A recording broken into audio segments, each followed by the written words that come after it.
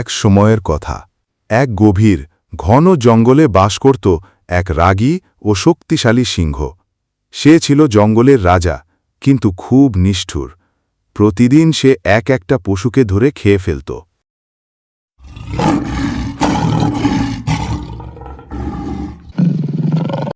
জঙ্গলের সব প্রাণী ভয়ে কাঁপত। একদিন সবাই একসাথে হয়ে বলল,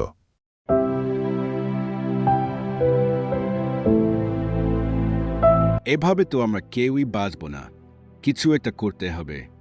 হ্যাঁ, আমরা ঠিক করলাম প্রতিদিন এক পশু নিজের ইচ্ছায় সিংহের কাছে যাবে। সিংহ এতে খুশি হল।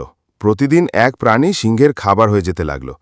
একদিন খরগোশের পালা এলো, কিন্তু খরগোশ ছিল খুবই চালাক।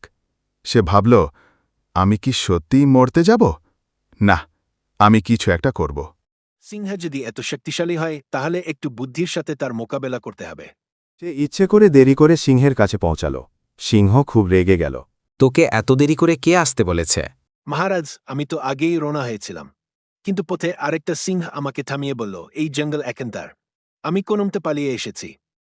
সিংহ রেগে গর্জে উঠল।